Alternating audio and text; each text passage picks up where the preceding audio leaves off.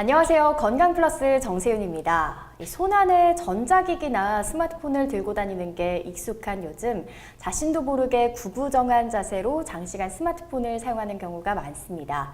이에 따라서 목 부분의 통증을 호소하는 분들도 늘어나고 있는데요. 자, 오늘 이 시간에는 신경외과 전문의 김태환 원장님과 함께 목 통증의 원인과 이를 치료하기 위한 방법까지 건강한 목 만들기에 대해서 궁금증을 풀어보도록 하겠습니다. 자, 원장님 안녕하세요. 네, 안녕하세요. 네, 원장님. 저도 이 스마트폰을 이렇게 보다 보면은 목이 뻐근해지는 경우가 많더라고요. 자, 실제로 우리 현대인들에게서 어느 정도나 목 통증이 발생하는지, 발생 원인은 무엇인지 이런 부분 좀 알려주시죠. 되게 이제 목 통증은 잘못된 자세나 생활 습관으로 통증을 얘기하는 경우가 많은데요. 현재는 전 인구의 약 10%가량이 만성적인 경추부 통증을 가지고 있다고 하고요. 대개 한 전 인구의 70%가 일생 동안에 한 번 정도는 경추부 통증을 경험한다고 합니다. 대개 일상생활이 현대화되면서 컴퓨터나 스마트폰을 사용하는 경우가 많으면서 전 연령층으로 이제 목 통증이 증가하는 추세를 보이고 있습니다. 자, 우리가 목 통증을 일으키는 질환들도 참 다양할 것 같은데 대표적인 질환에 어떤 것이 있을까요? 목 통증을 일으키는 대표적인 질환에는 이제 목 디스크가 있을 수가 있고, 그리고 단순 경부통증이 있을 수가 있고, 네. 또 경추부에 협착증이라는 병이 생겨서 목 통증을 유발하는 경우가 있습니다. 아, 그렇군요. 자, 원장님 그럼 단순 경부통은 어떤 질환인지 먼저 설명 좀 부탁드리겠습니다. 단순 경부통은요, 이게 구조적인 병변을 동반하지 않는 목 통증, 그러니까 디스크나 협착증이 없는 상태에서 목 뒤의 근육이나 인대의 긴장 및 위축으로 발생하는 통증입니다. 대부분은 가장 특징적인 거는 어깨나 목 등으로 통증이 있을 수는 있지만은 팔 등으로 전이통이 없는 게 특징입니다. 원장님, 단순 경부통의 경우에는 이 특별히 유발하는 자세가 있을 것 같은데요. 어떤 자세 때문에 이런 통증이 발생하게 될까요? 가장 잘 유발되는 자세는 이게 고개를 숙이고 오래 있을 때 잘 유발이 되고요. 그 외에도 목을 과도하게 뒤로 젖히거나 아니면 목을 좌우로 돌린 상태에서 오래 앉아 있는 경우에 이제 경부통을 유발하는 경우가 많습니다. 네. 자, 단순 경부통에 대해서 좀 설명을 해주셨는데 사실 우리가 가장 흔한 질환이라고 하면 목 디스크를 생각할 것 같습니다. 또 다른 질환인 거죠? 자세히 좀 설명을 해주시면 좋을 것 같은데요. 네, 앞에서 말했듯이 단순 경부통은 구조적인 이상은 없는 상태에서 목 통증이 있는 거고요. 목 디스크라는 병은 뼈와 뼈 사이에 연성 조직으로 디스크라는 게 있는데요. 네. 그 디스크라는 것이 뒤쪽으로 탈출되면서 척수신경이나 신경근을 압박하면서 생기는 병을 저희가 흔히 목 디스크라고 일컫습니다. 자, 그렇다면 이런 목 디스크라고 일컫는 질환들, 우리가 실제로 나타나는 증상들에는 어떤 증상들이 있는지 궁금한데요. 흔한 증상으로는 뒷목 통증이 있을 수가 있고요. 그 외에도 우리 후두 부위로 그리고 견갑 부위로도 통증이 있을 수 있습니다. 그리고 앞에서 말한 단순 경부통과 다르게 팔 통증이나 손저림 증상 등을 동반하는 경우가 있고요. 다음에 목 디스크가 심한 경우에는 감각 이상이나 근력 마비, 보행 장애 등이 생길 수도 있습니다. 자, 말씀하신 이런 증상 등이 나타나면 우리가 목 디스크가 아닌가 이렇게 의심해 볼 수 있을 것 같은데요. 우리가 집에서 간단하게 병원에 가지 않고 직접 진단해 볼 수 있는 자가 진단법들이 있을까요? 자가 진단법으로 가장 먼저 상지 방사통이 있는지를 확인하실 수 있습니다. 그러니까 고개를 움직일 때 팔로 통증이 있거나 팔을 들어 올릴 때 오히려 그 움직일 때 있었던 통증이 사라진다면 목 디스크를 의심할 수가 있습니다. 그 외에도 마비 증상으로 팔의 감각이 떨어지거나 팔에서 쥐는 힘이 떨어진다면 목 디스크가 의심이 되기 때문에 정밀 검사를 받아보는 게 좋습니다. 방금 말씀해 주신 내용 중에 목이 아픈데 팔이 저리거나 팔 어깨를 들기 좀 힘들다 이런 경우를 좀 의심해봐라 말씀을 하셨잖아요. 목이 아픈데 왜 팔이 저리고 팔이 아프게 되는 건지 왜 이런 현상이 나타나는 걸까요?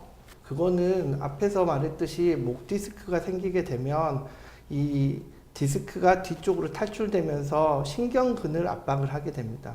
그러면 눌리는 신경근에 따라서 팔 부위에 다양한 증상이 나타날 수가 있는데요.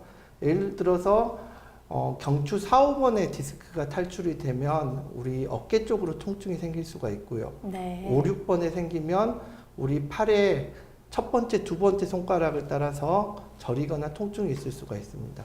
그리고 6, 7번에 디스크가 있는 경우에는 이제 팔 뒤쪽으로, 그리고 7, 8번인 경우에는 우리 팔 안쪽으로 이렇게 전이통이 생길 수가 있습니다. 그렇군요. 이렇게 몸이 전반적으로 연결되어 있기 때문에 몇 번 경추에 문제가 생기느냐에 따라서 또 어떤 증상이 나타나느냐 달라질 수 있다는 말씀이시겠네요.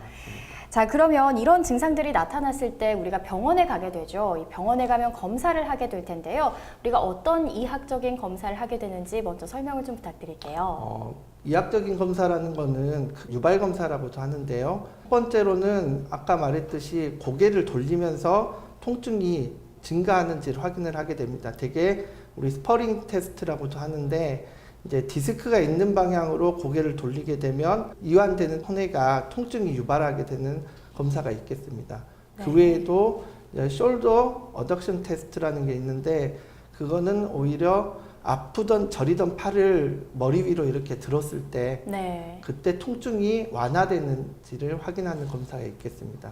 다양한 검사들이 있는데 이런 검사들 외에 우리가 영상학적 검사라고 하죠. 그런 검사들은 어떤 방법들이 있을까요? 가장 우리 골드 스탠다드라고 하는데요. 디스크를 진단하는 가장 좋은 검사는 경추 MRI가 있을 수 있습니다. 그 외에도 이제 엑스레이를 통해서 골극이 있거나 아니면 이 뼈와 뼈 사이에 디스크 간격이 좁아져 있는지를 확인할 수가 있습니다. 자, 이런 검사들을 하게 되는 게 바로 목 디스크입니다. 우리가 지금 목 디스크라고 불리는 경추 추간판 탈출증에 대해서 알아보고 있는데요. 원장님, 우리가 또 목 질환 중에 하나가 또 협착증이라는 게 있지 않습니까? 네. 이거는 또 목 디스크와 어떻게 다른 건지 좀 설명을 해주시면 좋겠습니다. 이게 자주 듣는 질문인데요. 허리도 그렇고 목도 그렇고 디스크랑 협착증을 헷갈리는 경우가 많습니다. 네. 근데 우리가 흔히 목 디스크라는 병은 앞에서 말했듯이 추간판, 그러니까 디스크라는 게 탈출되면서 우리 신경근을 압박하게 되면서 생기는 병을 일컫고요. 협착증은 대개 퇴행성 변화로 인해서 여러 군데의 뼈나 인대 또는 디스크 등이 닳아지면서 우리 신경관이 좁아지는 병을 협착증이라고 부릅니다. 그렇군요. 뭐 디스크가 탈출하면은 탈출증, 그리고 좁아지면 협착증 이렇게 그렇습니다. 부르는 거네요.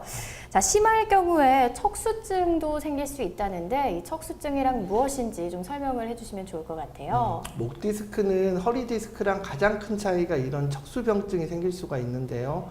척수라는 거는 중추신경입니다. 네. 그래서 뇌랑 똑같은 기능을 하는데요. 수혜가 문제가 생기게 되면 이제 걸음이 둔화된다거나 아니면 상지가 허약해지고 손이 좀 둔해지고 물건을 자주 떨어뜨린다거나 아니면 걸음걸이가 뒤뚱거리거나 하지에 허약감이 생긴다거나 이런 병이 생기게 됩니다. 이런 것을 척수병증이라고 합니다.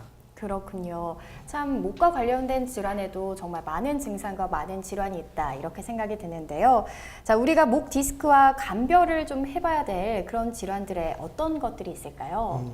목 디스크가 있는 경우에 저 같은 경우도 가장 어려운 게 이제 목 디스크랑 감별할 수 있는 질환들이 많습니다. 증상이 비슷한 경우인데요. 네. 대표적인 게 이제 어깨 쪽으로 아프거나 아니면 손 쪽으로 저린 경우가 있는데 그 대표적인 질환이 수근관 증후군이라는 게 있습니다. 네. 우리나라 말로 하면 손목 터널 증후군이라고도 하는데요. 아, 많이 들어봤어요. 이런 경우에는 이제 목 디스크랑 가장 큰 차이는 이제 팔이나 어깨 쪽은 통증이 없는데 손만 저린 경우에 이런 손목 터널 증후군과 감별할 게 필요하고요. 네. 또 견갑골 쪽으로는 가장 흔하게 우리가 회전근개 질환들이 70% 정도에서 이제 목 디스크랑 이게 겹치거나 네. 감별해야 될 질환으로 이제 흔히 나타나는 질환이라 할 수 있겠습니다.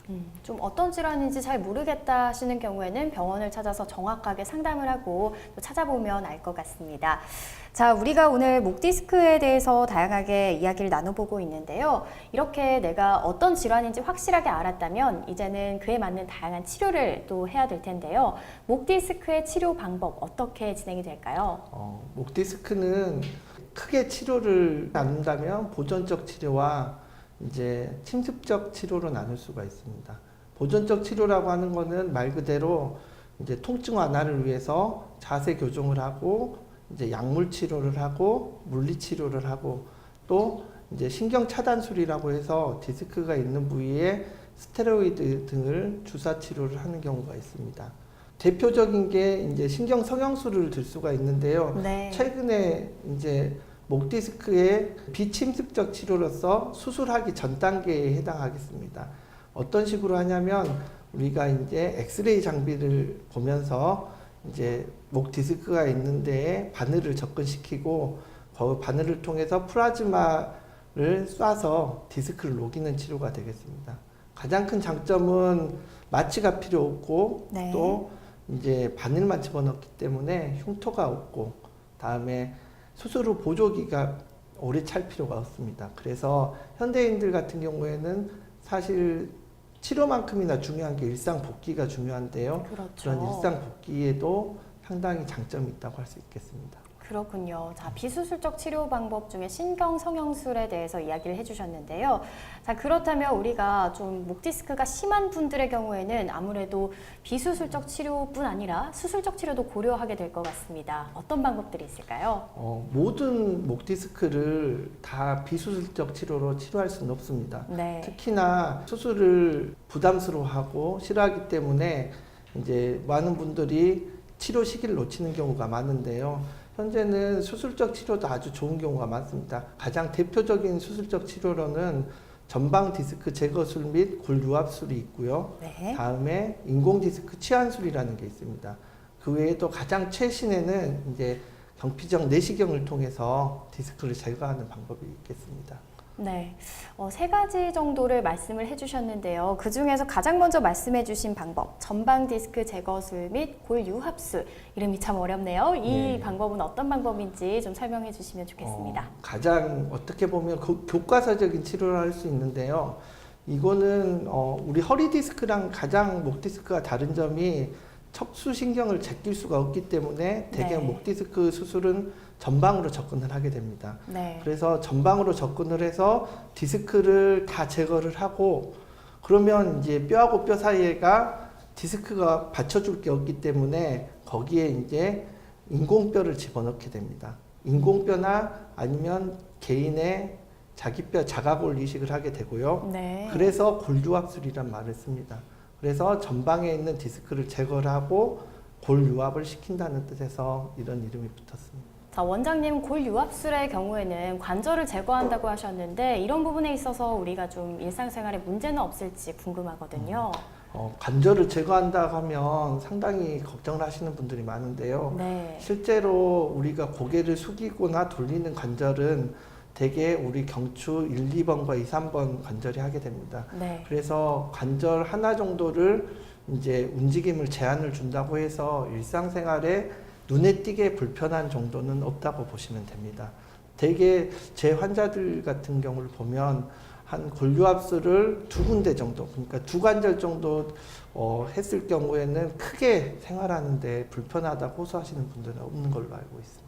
네, 관리하는데 조금 주의해야 될 사항도 없을까요? 그러니까 골유압술을 하게 되면 아무래도 그 유압 수술을 한 부위 위나 아래쪽 관절에 부담이 오게 됩니다. 그래서 이제 수술을 받고 증상들이 많이 좋아졌다고 해도 너무 굴곡을 많이 하거나 아니면은 오래 스마트폰을 보는 등의 목에 부담을 주는 행위는 수술 전보다 더 조심하시는 게 중요합니다. 자, 그렇다면 또 다른 방법의 수술적 치료에 대해서 알아보고 싶습니다. 인공 디스크 치환술이라는 방법도 있던데요. 이 방법은 어떤 방법인지 좀 설명 부탁드릴게요. 앞에서 말한 이제 전방 접근을 통한 골유압술은 방법은 가장 좋은데 네. 문제가 이제 골유압술을 하기 때문에 관절 하나가 없어지게 되는 결과를 얻습니다. 그리고 또 하나는 이제 보조기를 뼈가 붙을 때까지 착용해야 되기 때문에 네. 대개 2개월에서 3개월 정도 보조기를 차야 됩니다. 그렇군요. 그에 비해서 그런 단점을 제거한 게 이제 인공 디스크라는 게 개발이 됐는데요.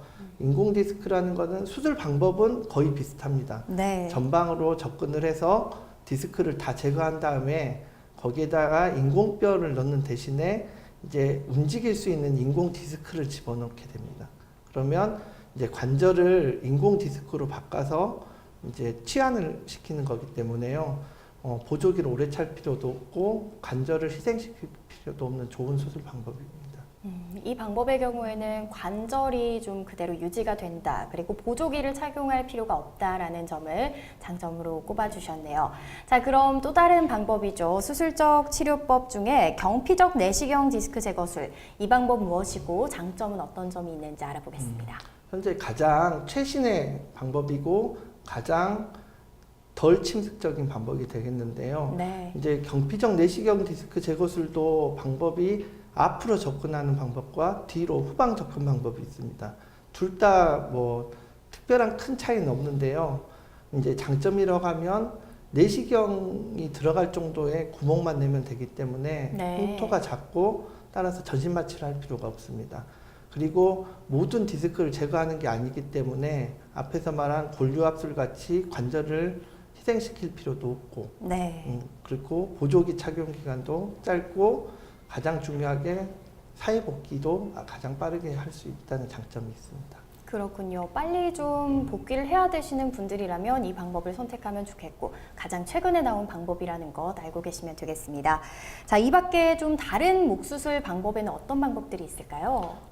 이제 앞에서 말했듯이 목 디스크와 다르게 이제 경추에는 이제 협착증이라는 병이 있습니다. 협착증은 디스크랑 가장 다른 차이점이 한 군데만 생기는 경우는 거의 없고요. 네. 여러 군데에 걸쳐서 생기기 때문에 그런 경우에 이제 협착증 치료를 위해서 후궁 성형술이라는 이제 뒤쪽을 전부 다 우리 척추관을 넓혀주는 성형술이 있고요. 네. 아니면 그 수술이 너무 크기 때문에 조그맣게 구멍만 내서 그 신경만 넓혀주는 그런 포라미노톰이라는 성형술도 있습니다. 네, 뭐 이런 방법들이 있다는 것도 알아두시면 좋겠고요.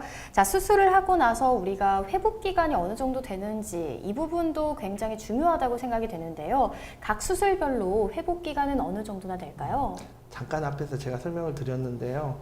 이제 수액만 감압하는 우리 수액 성형술의 경우에는 2주 정도면 보조기를 떼셔도 됩니다. 네. 그에 비해서 내시경 수술이나 인공 디스크의 경우에는 약 4주에서 6주, 그러니까 한 달 정도 차신다고 생각하면 되고요. 네. 마지막으로 가장 이제 고식적인 전방 경유 골유압술 같은 경우는 3개월 정도 보조기를 차셔야 됩니다. 자, 그리고 원장님 한 가지 더 질문 드리고 싶은 게 우리 목 수술 같은 경우에는 사람들이 좀 더 위험하다고 생각하는 경향이 있는 것 같아요. 우리가 허리 수술은 좀 많이들 쉽게 생각하시지만 목 수술은 어렵다고 생각하시는 분들이 있는데 실제로 어떤지 원장님께서 자세하게 좀 말씀해 주시면 좋겠습니다. 그 말이 틀린 건 아닙니다. 왜냐하면 목은 우리 앞에서 말했듯이 척수라는 중추신경이 내려가고 있기 때문에 자칫하면 사지마비나 이런 마비 증상이 동반될 수가 있습니다. 그래서 네. 목 수술은 경험이 많은 의사한테 받는 게 중요하고요. 다만 이렇게 목 수술을 미루다 보면 오히려 앞에서 말한 척수병증 같은 병들이 생겨버리면 그거는 회복도 잘 안 되는 경우가 많습니다. 그래서 만약에 증상이 의심이 되고 본인이 MRI 상에서 심한 병변이 보이면 경험이 많은 의사한테 진료를 받고 목 수술을 받으시는 게 환자분 목에 가장 좋을 겁니다. 그렇군요. 자, 그리고 우리가 목 수술을 하고 난 뒤에 관리를 잘 해서 부작용이 없어야 될 텐데 혹시나 발생할 수 있는 부작용들에는 어떤 것들이 있는지도 설명을 좀 부탁드리겠습니다. 수술에 따라서 다른데요. 이제 가장 고식적인 우리 전방 접근을 통한 골류압술 같은 경우는 가장 중요한 게 디스크 제거 후에 말 그대로 골류압술이니까요. 뼈와 뼈가 잘 붙어야 됩니다. 네. 그런데 이제 연령이 고령화되면서 골다공증이 갖고 계신 분들이 많거든요. 할아버지 할머니들 중에서는. 네. 그런 경우에는 이제 수술 후에 골류압이 잘 안 돼서 이제 재수술을 받는 경우가 있고요. 또 목 수술뿐만이 아니라 대부분의 수술이 동반할 수 있는 부작용인 창상 감염 그리고 이제 수술 후에 이제 디스크가 재발하는 경우 그런 것들이 부작용으로 있을 수가 있겠습니다. 자, 지금까지 목 디스크의 수술적 치료법에 대해서 이야기를 나눠봤는데요. 어떤 병이든지 생기고 나서 후회하는 것보다 생기기 전에 잘 관리하는 게 중요할 것 같습니다. 자, 평소에 목 부분을 건강하게 관리하는 방법 있다면 좀 알려주시죠. 예방이 가장 중요하죠. 그러니까 수술까지 안 가게끔 관리가 중요한데요. 그러기 위해선 생활 습관이 가장 중요합니다. 네. 먼저 가장 올바른 자세라고 하면 목과 허리를 바로 세우고 몸과 어깨를 잘 펴고요. 턱을 잘 당겨야 되고 네. 배를 당겨서 놓고 엉덩이를 앞으로 당긴다. 네, 그러니까 바르게 앉으면 된다고 생각하면 네. 되고요. 그 이외에도 이제 튼튼한 목을 위한 여러 가지 운동들을 병합을 한다면 더 낫겠습니다. 그리고 특히나 중요한 게 목 디스크에는 좋지 않은 자세들이 있는데요. 네. 그러니까 목 운동을 하는 것도 중요하지만 이렇게 좋지 않은 자세를 안 하는 게 더 중요합니다. 그렇겠죠. 그런 자세에는 베개를 높게 베거나 또는 컴퓨터나 스마트폰을 본다고 너무 높게 모니터를 위치하거나 아니면 너무 낮게 위치하는 경우, 네. 또 소파에 비스듬히 누워서 자거나 엎드려 자는 경우에 아주 목에는 안 좋은 자세가 되겠습니다. 아, 목이 좀 뻐근할 정도의 그런 자세들은 어찌됐든 안 좋다는 말씀이시겠네요. 맞습니다. 자, 원장님, 그러면 우리가 스마트폰이나 책을 볼 때 어떤 각도가 가장 좀 보기 좋은 각도라고 할 수 있을까요? 그러니까 목에는 딱 눈높이로 들고 하는 게 가장 좋습니다. 그래서 저 같은 경우는 제 환자들한테 말하기를 우리 식탁에 앉아서 네. 팔꿈치를 식탁에 댔을 때 가장 눈높이에 맞춰서 스마트폰을 이용하시는 게 목에는 가장 좋을 것 같습니다. 그렇군요. 자, 오늘 목 질환에 대해서 정말 다양하게 알아봤는데요. 끝으로 우리 목 질환으로 고생하고 계시는 분들을 위해서 당부 말씀 있다면 한 말씀 좀 부탁드리도록 하겠습니다. 의사로서 목 통증이 있을 때 가장 중요하다고 제가 생각하는 것은 정확한 진단이라고 생각합니다. 진단을 받고 나서 어떤 치료를 하실지는 환자분과 또 경험 많은 의사가 같이 타협을 해서 결정하시면 되는 거기 때문에요. 일단 목 쪽으로 통증이 있거나 팔 쪽으로 전이통이 있으면 가장 중요한 거는 전문병원이나 경험 많은 의사한테 진료를 보는 게 가장 중요할 것 같습니다. 그 이후에 치료를 어떤 방향으로 선택할지는 결정하시는 거고요. 무조건 두려워하고 무서워하지 마시고 어쨌든 정확한 진단을 받고 나서 이제 치료를 결정하시는 게 가장 중요하다고 생각합니다. 네, 오늘 목 통증에 관한 모든 것들을 좀 궁금증을 해소할 수 있는 시간이 되셨길 바라면서 원장님 오늘 말씀 고맙습니다. 네, 감사합니다. 옛말에 소 잃고 외양간 고친다라는 말이 있습니다. 어떤 병이든 앓고 나서 후회하는 것보다는 미리미리 병이 오지 않도록 관리를 하는 게 중요하다고 생각되는데요. 목 디스크를 비롯한 목 통증도 마찬가지일 겁니다. 건강한 우리 몸을 위해서 평소에 습관을 잘 점검하고 바른 자세를 유지하는 게 가장 중요하겠습니다. 지금까지 건강 플러스 정세윤이었습니다.